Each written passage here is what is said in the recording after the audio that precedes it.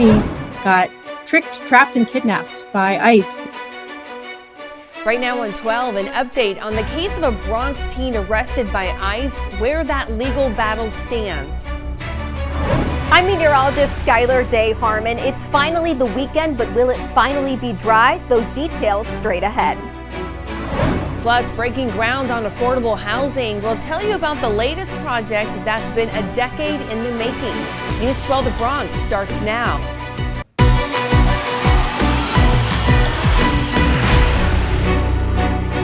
Thanks for joining us here on News 12 The Bronx. I'm NADIA GALINDO. We are on heat alert tonight with temperatures expected to soar across the borough throughout the weekend. SKYLER Harman tracking it all for us. And SKYLER, it sounds like this is going to be one of those weekends that you can remain poolside and, stay cool. Yeah, absolutely. You're going to want to be near water or just inside in air conditioning because it is going to be a scorcher of a weekend. Starting with our Saturday, but that's not going to be the hottest that it's getting. Temperatures soaring up into the higher 80s. Going to be feeling a little bit hotter than that, especially with that humidity. So temperatures in the higher 80s going to be feeling definitely on the warmer side, but not as hot as what we're going to be feeling for our Sunday. Temperatures for Sunday crossing over into that 90 degrees, sometimes feeling like the higher 90s or even well into that triple-digit range. So the potential for a dangerous heat. Take a look at that. Parkchester 95 feeling like 103. Throgs Neck 91 feeling like 97. All across our borough going to be just a scorcher of a day. We'll time that out for you in just a few minutes. All right, SKYLER, 100 degrees. Well, Bronxites, they're preparing for that jump in temperatures.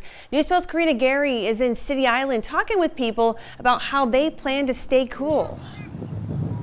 On the first day of summer, Bronxites descended on City Island, bearing the heavy traffic to enjoy a beautiful day. Just being out with the water, the weather, it's nice. It's enjoyable. Some families came out to enjoy the calm before the storm, or in this case, before the intense heat.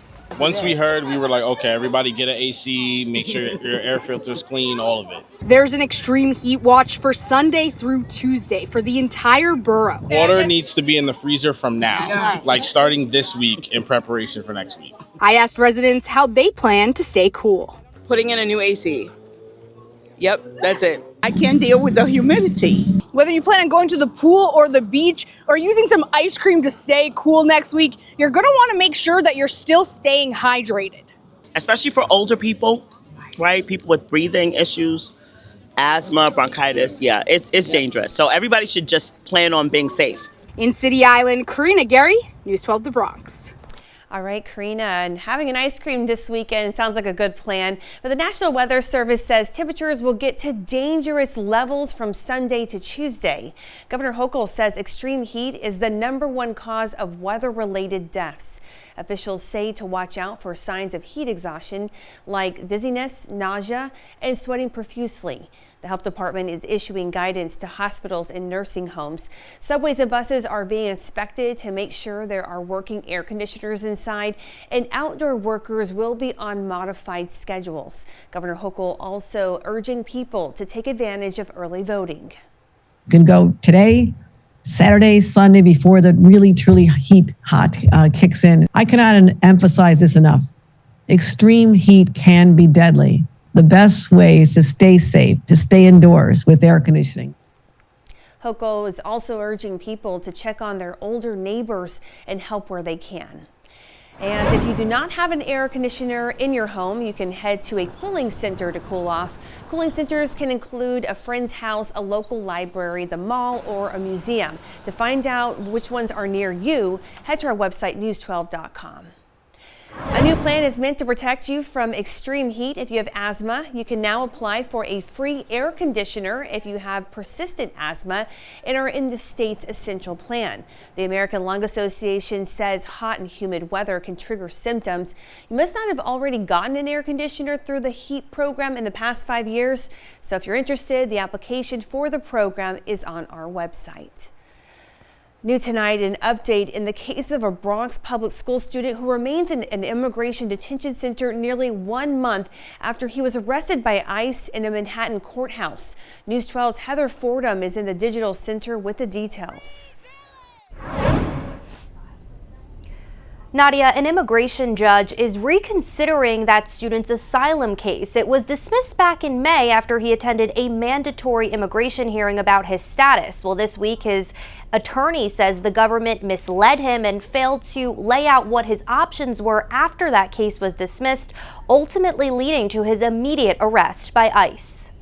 Pictured here with his two young siblings, Dylan Contreras' family is remaining hopeful for his release. For the last month, the 20-year-old from Venezuela has been locked up in a Pennsylvania detention center. His arrest caused a flurry of protests across the city, as he was the first known New York City public school student to be detained by ICE.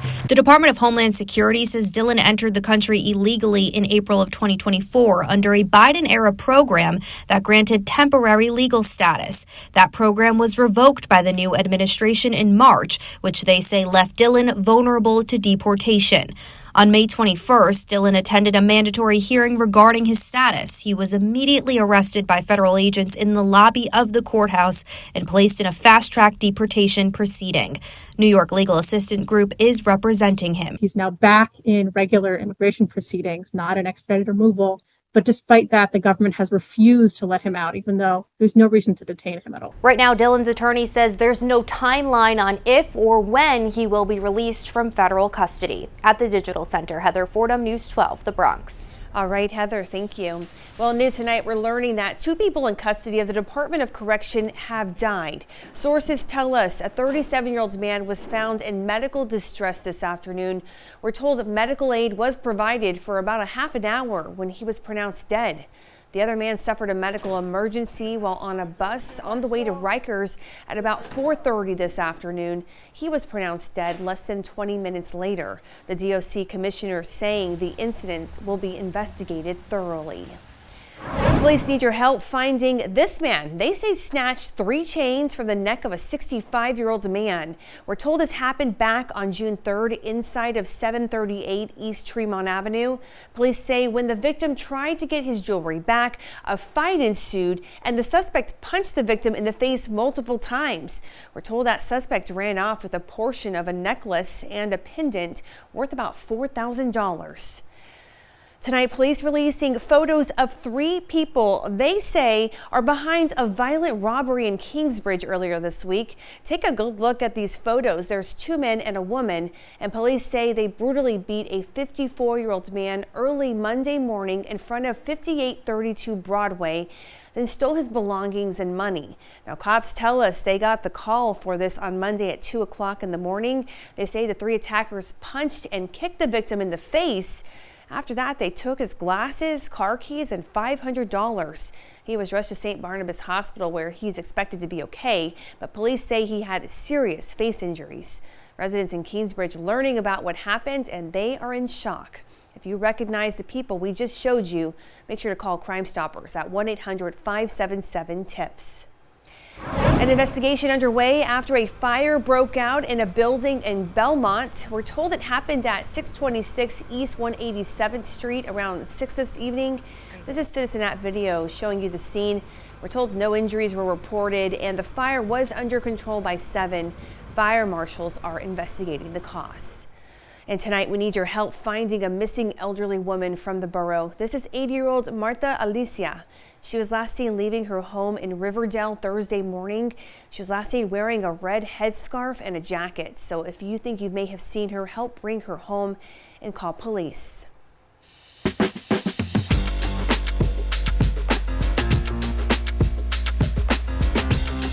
In our latest segment of Rebuilding the Bronx, the Melrose community is one step closer to having more than 400 new affordable housing units in the area. Today's groundbreaking marks the final stage of La Central project, a project the mayor says has been a decade in the making. These new 2-story buildings will include homes from studios to 4-bedroom apartments, 114 units for extremely low-income households, 106 for very low income, and 198 for low income. 63 supportive housing units for formerly homeless New Yorkers will also be included. The first building in La Central Developments opened in 2019, the next 2 in 2021. And we were able to bring the first ever YMCA, the Y, right here to the South Bronx on Bergen and Westchester Avenue. I'm proud to say that I've been able to allocate over $4 million for this project, and there's more funding coming. And we're told the project is expected to be completed by 2028. All right, we made it to the end of the work week, and we've got some fun events happening right here in the Boogie Down this weekend. Tomorrow is the 8th annual Christian Rivera Foundation 5K at Van Cortlandt Park. The event raises funds to find a cure for diffuse intrinsic pontine glioma, a rare brain tumor that affects children and young people. Then later in on the day, you can head over to the 4th annual Bronx Summer Jam from 2 until 7 at the Bronx Park East. You can check out live music and local artists. Then on Sunday from 11 to noon, a street co-naming is happening to honor the late Puerto Rican singer Hector Lavoe. It's at 1119 Bryant Avenue, and after the ceremony, Bronxites can enjoy a block party nearby.